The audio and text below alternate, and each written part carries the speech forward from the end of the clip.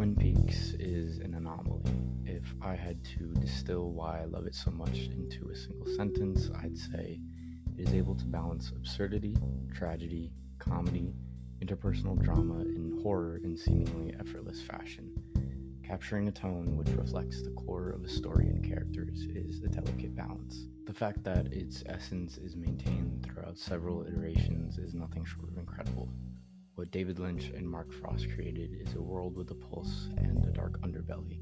Life is beaming in every corner of Twin Peaks. All the while, there's a wellspring of sinister elements lingering beneath the town's surface. The first two seasons follow a soap opera format, an emphasis on drama and romance, a web of eccentric, intersecting characters and plot lines, and a narrative filled with unexpected twists. At the forefront of it all is a question: who killed the homecoming queen, Laura Palmer? The prequel film Fire Walk with Me heightens the tragedy and darkness as we see the events leading up to Laura's murder unfold firsthand. This is when things begin to take a much more bleaker turn tonally. This shift was fully realized in the show's third and final season, The Return.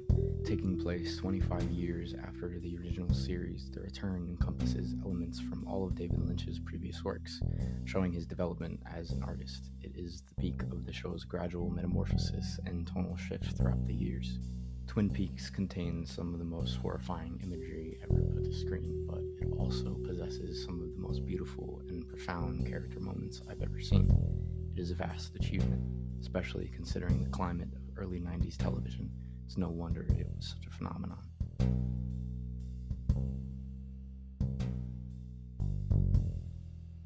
The pilot is a perfect example of nailing tone on the first attempt. It is an iconic and masterful introduction to the world of Twin Peaks. The hour-and-a-half episode begins with Laura Palmer's body being discovered, wrapped in plastic. This is the impetus for the show's overarching mystery. The town is ruptured at its foundation, tying together the large cast of characters through their grief and reactions to Laura's murder is a powerful and effective narrative tool. We are introduced to many of these characters at their most vulnerable. Sarah and Leland Palmer realizing that their daughter has died will forever be imprinted in my mind due to the unflinching and raw manner in which the scene is delivered.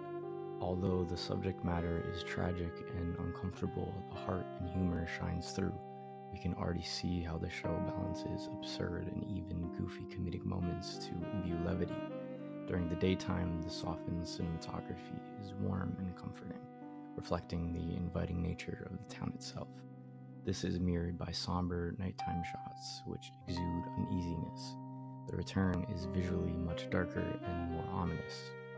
Crushed blacks and sharper images convey a sense of tonal transformation and maturity.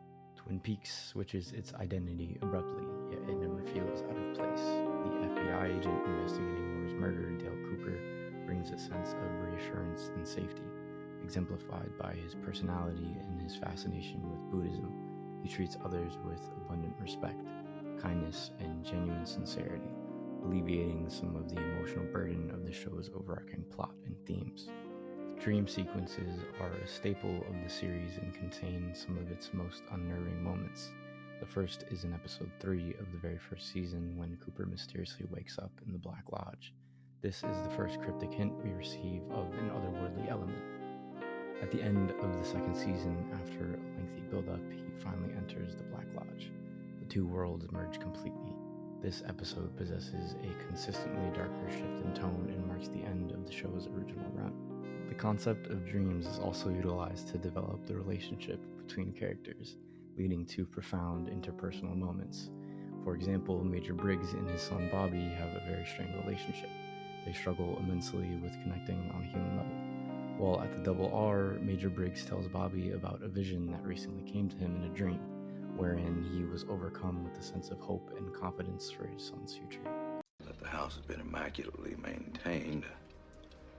There have been added a number of additional rooms, but in a way that blended so seamlessly with the original construction, one would never detect any difference. Returning to the house's grand foyer, there came a knock at the door. My son was standing there.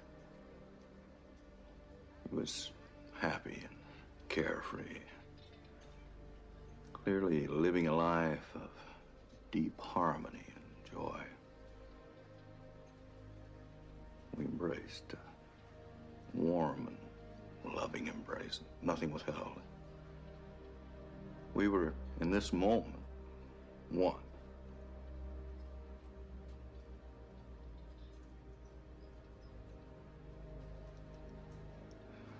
My vision ended. I awoke with a tremendous feeling of optimism and confidence in you and your future. That was my vision of you. Yeah. I'm so glad to have had this opportunity to share it with you. Fire Walk With Me is deeply upsetting. We are no longer bystanders to Laura's anguish. The film gives us a front seat to the horror and stark reality of her dire situation, depicting an authentic and unblinking representation of abuse. Doses of humor are not entirely absent, but the undercurrent of darkness no longer coincides as prominently with quirky, off-the-wall humor.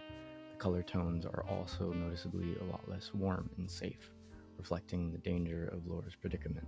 The Return is Twin Peaks at its most cerebral and psychedelic, containing much more gruesome violence than anything witnessed within the first two seasons.